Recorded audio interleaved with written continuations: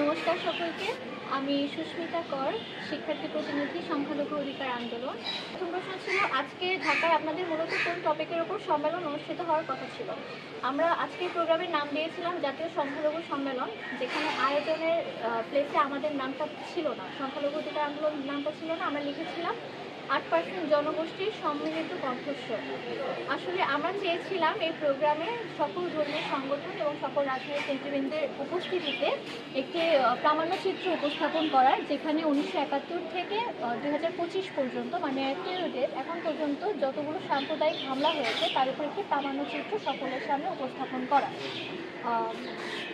আচ্ছা, এখানে পরের প্রশ্ন ছিল, এবং সেই সম্মেলনে অতিথি হিসেবে কারো উপস্থিত থাকার কথা ছিল? আমরা উপস্থিতির জন্য সকল ধর্মীয় সংগঠন এবং সকল রাজনৈতিক সংগঠনকে আমরা নিমন্ত্রণ জানিয়েছিলাম।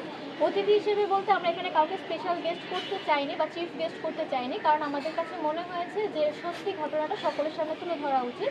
এখানে আমাদের কাছে সবাই গেস্ট ছিল, যতগুলো ধর্মীয় সংগঠন ছিল সবাই আমাদের গেস্ট ছিল, যতগুলো রাজনৈতিক সংগঠন ছিল সবাই আমাদের গেস্ট ছিল, সাধারণ মানুষ আমাদের গেস্ট ছিল। দ্বিতীয় প্রশ্ন ছিল, এটি তো আপনাদের পূর্ব নির্ধারিত একটি প্রোগ্রাম, সেক্ষেত্রে নিশ্চয়ই পুলিশ প্রশাসনের পূর্বানুমতি ছিল, তবে শেষ মুহূর্তে এসে অনুষ্ঠান করতে বাধা কেন? এখানে প্রথমত আমরা প্রোগ্রামটা ওপেন প্লেসে করছিলাম না। আমরা যখন কোনো ওপেন প্লেসে সমাবেশ করি বা মানববন্ধন করি, সেক্ষেত্রে আমাদের পুলিশের একটা অনুমতি নেওয়ার প্রয়োজন পড়ে, কিন্তু ইনডোর ভিত্তিক যে সেমিনারগুলো হয়, সেমিনার টাইপের প্রোগ্রাম যেগুলো হয়, যেমন আমাদের যে কনভেনশনটা ছিল সেটা একটা ডকুমেন্টারি ফিল্মের উপরে প্রোগ্রামটা ছিল, তো সেই কারণে এটা ইনডোর প্রোগ্রাম ছিল। আমরা এখানে পুলিশের অনুমতি লাগতে পারে এই জিনিসটা আমরা ভাবিনি প্রথমত। তবে হ্যাঁ, যেহেতু হচ্ছে আমরা আন্দোলনের সাথে যুক্ত হবার পর থেকে এনএসআই, ডিজিএফআই, পুলিশ, গোয়েন্দা বিভাগ, সকল স্পেশাল ব্রাঞ্চ সকলের সাথে আমাদের কম বেশি যোগাযোগ ছিল।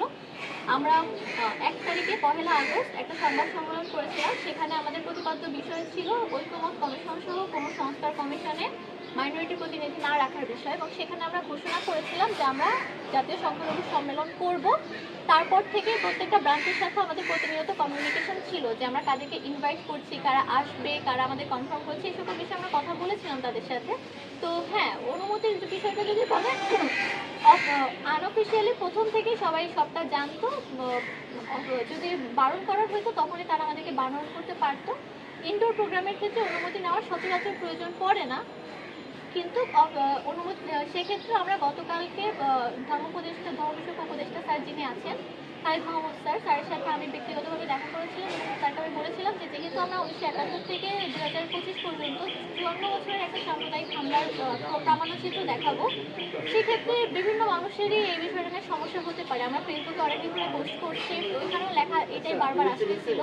তো সেই কারণে আমরা মনে হচ্ছিল যে কোনো একটা ঝামেলা হইতে পারে। আমরা উপদেষ্টা মহোদয়ের মাধ্যমে কেআইবির যে প্রশাসক, তার কাছে আমরা কল দেওয়া এসেছিলাম যেন হচ্ছে উনি আমাদের সিকিউরিটির জন্য একটা স্পেশাল ব্যবস্থা নেয়, এবং আমার সামনেই হচ্ছে ধর্ম উপদেষ্টা স্যার কেআইবির প্রশাসককে কল দিয়ে বলেছিল যে বাচ্চারা তো প্রোগ্রাম করছে, ওদের সিকিউরিটির কোনো সমস্যা হতে পারে, সেই কারণে আপনারা ওদের সিকিউরিটির জন্য একটা স্পেশাল ব্যবস্থা করিয়ে।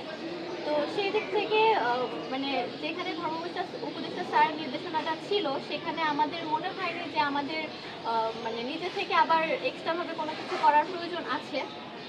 এবং থার্ড যেটা হচ্ছে, অনুষ্ঠানের আয়োজনে আপনাদের কোনো ত্রুটি ছিল কিনা যার প্রেক্ষিতে মুহূর্তে এসে এই বাধা?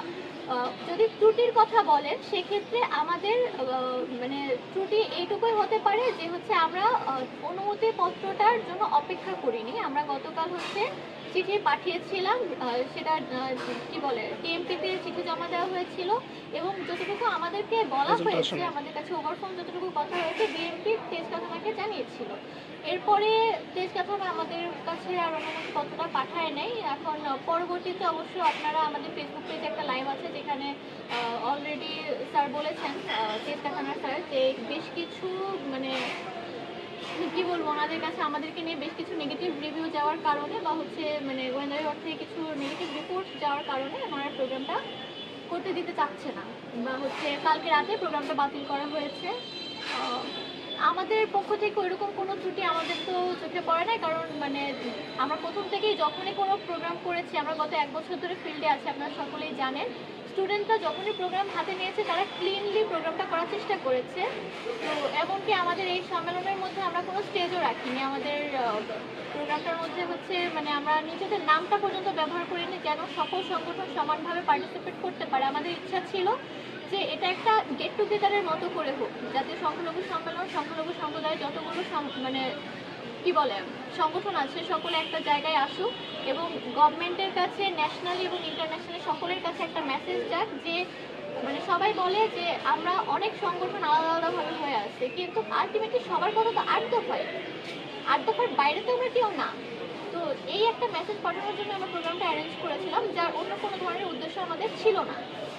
আর লাস্ট প্রশ্ন ছিল আজকে স্থগিত অনুষ্ঠান কবে নাগাদ আয়োজন করবেন। আসলে আমরা আজকের দিনটায় সারাদিনই মোটামুটি এখন পর্যন্ত সবাই কম বেশি চেষ্টা করেছে যে আজকের প্রোগ্রামটা বাতিলের পিছনে বা স্থগিত করানোর পিছনে যে যে বিষয়গুলো এক্সকিউজগুলো ওনারা দাঁড় করাচ্ছে, লেম এক্সকিউজগুলো ওনারা আমাদেরকে দাঁড় করিয়েছে, সেই এক্সকিউজগুলো কেন তৈরি হয়েছে হঠাৎ করে, সেই বিষয়টা আমরা উদ্ঘাটন করার একটা চেষ্টা করেছি। কিছু কিছু বিষয় আমাদের কাছে অলরেডি স্পষ্ট, কে কি করেছে না করেছে আমরা সবটাই কম বেশি জানতে পেরেছি, আমাদের কাছে কিছু কিছু প্রমাণও এসে পৌঁছাইছে। তো আমরা সেগুলো নিয়ে আপাতত মাথা ঘামাতে রাজি না, কারণ আমাদের যেটা লস হয়ে গেছে সেটা লস হয়ে গেছে। কারণ এত বড় একটা প্রোগ্রাম যখন আমরা নামাতে গিয়েছিলাম, আমরা স্টুডেন্ট মানুষ, আমাদেরকে প্রত্যেকটা সংগঠনই সাপোর্ট দিয়েছে। মানে এমন কোনো সংগঠন ছিল না যারা আমাদেরকে মানে বলেছে যে না you don't need to do this, মানে কেউ বলে না এটা, মানে সকলের কাছ থেকে আমরা ইকুয়াল রেসপন্স পেয়েছিলাম। তো সেই ক্ষেত্রে এই যে প্রোগ্রামটা ক্যান্সেল হয়েছে, এই কারণে আমার মনে হয় সকল সংগঠন কম বেশি কষ্ট পেয়েছে। কারণ মানে আমি যতগুলো ধর্মীয় সংগঠন আছে আমি সকলকেই চিঠি পাঠিয়েছি। মানে আমাদের আজকের প্রোগ্রামের স্লোগান ছিল, আপনারা ব্যানারটা দেখলে হচ্ছে খেয়াল করতে পারবেন, সেটা হচ্ছে পাহাড় থেকে সমতল, অস্তিত্ব রক্ষায় অটল এবং আয়োজনে 8% জনগোষ্ঠীর সম্মিলিত কণ্ঠস্বর। তো মানে প্রোগ্রামটা আসলে আমরা খুব বেশি করে চাচ্ছিলাম যে আজকে যেন হয়। মানে আমরা যারা স্টুডেন্টটা খাটছিলাম, আমরা মোটামুটি 17 জন স্টুডেন্ট এর পেছনে পুরোপুরি মাথাটা দিয়েছি। ডকুমেন্টারিটার জন্য, ডকুমেন্টারি ইনফরমেশন গ্যাদারিংয়ের জন্য, হলের জন্য, খাবারের জন্য, মিডিয়ার জন্য অনেক চেষ্টা করা হয়েছে। তো সেই কারণে মানে উই গেভ আর 100%। প্রোগ্রামটা হয়নি, আমাদের সকলেরই একটু মানে এই কারণে খারাপ লাগছে। তবে হ্যাঁ, আমরা প্রোগ্রামটা চাচ্ছি পরের শুক্রবারে করার জন্য, যদি ক্যাবের হল খালি থাকে, না হলে আমরা অন্য যে কোনো হলে চেষ্টা করব। তবে আমাদের ইচ্ছা আমরা যেখানে প্রোগ্রাম করতে চেয়েছিলাম সেখানেই সেভাবেই প্রোগ্রামটা করার জন্য। যদি হল খালি থাকে আমরা আগামীকালই পুরোপুরি অ্যাপ্লিকেশন কয়েকটা জায়গায় পাঠিয়ে, দরখাস্ত পাঠিয়ে আবার সকলকে নিয়ে এই প্রোগ্রামটা করব। যদি আমরা কালকে এবং পরশুর মধ্যে সকল ধরনের অনুমতিপত্র পেয়ে যাই, তাহলে আমরা মঙ্গল থেকে বুধবারের মধ্যে সকল ধর্মীয় সংগঠনকে আবার ফোন কল করব। যেহেতু তাদেরকে আগে কার্ড পাঠানো হয়েছে, তারা সকলেই এই বিষয়ে অবগত আছে। তো সেই ক্ষেত্রে আমার মনে হয় এবার ফোন কল করলে, পাশাপাশি আপনারা সকলে তো আছেনই, আপনারা নিজেরাও মানে যখনই আমরা পোস্ট করবো বা জানিয়ে দিব, আপনারা নিজেরাও সকলকে একটু কষ্ট করে বলবেন, সকলে যেন উপস্থিত থাকে। আর আলটিমেটলি একটাই কথা যে হচ্ছে মানে আমি সবসময় বলি যে আমাদের সনাতন ধর্মের অনেক ধরনের মতবাদ আছে বা অনেক ধরনের সংগঠন আছে।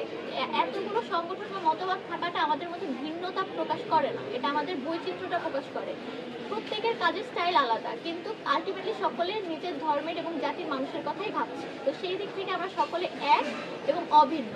8 দফার ক্ষেত্রে যে যেভাবেই কর্মসূচি আগেও করেছে আমরা তাতেও সাপোর্ট দিয়েছি, আবারও যদি কেউ কর্মসূচি রাখে আমরা সেখানেও উপস্থিত থাকবো। সেই হিসেবেই আমরা চাই যে এই যে কর্মসূচিটা আজকে ক্যান্সেল হলো, সামনে এটা আমরা আবার আয়োজন করব, সেখানে আপনাদের সকলের সমান উপস্থিতি এবং অংশগ্রহণ মানে আমাদের মানে এইটুকুই কাম্য থাকবে। কারণ it's not for us only, এটা আমাদের নিজেদের জন্য কোনো কিছু করা না, এটা আমাদের পুরো 8% জনগোষ্ঠীর জন্য করা।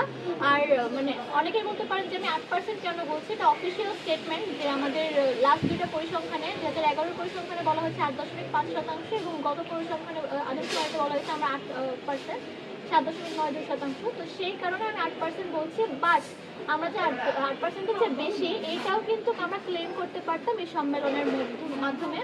পাশাপাশি মানে আমাদের যাবতীয় যত কথা, যেহেতু রাজনৈতিক দলকেও আমরা নিমন্ত্রণ করেছি, আমরা সকলের সামনে সবাই সম্মিলিতভাবে এটা এস্টাবলিশ করা যেত, ন্যাশনাল এবং ইন্টারন্যাশনালি 54 বছরের ইতিহাস তুলে ধরা যেত। হয়নি, হবে।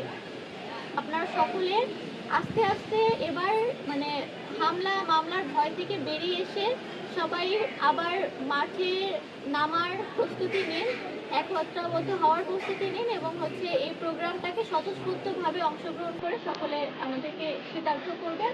এইটুকু আমার বলার ছিল। ধন্যবাদ সকলকে।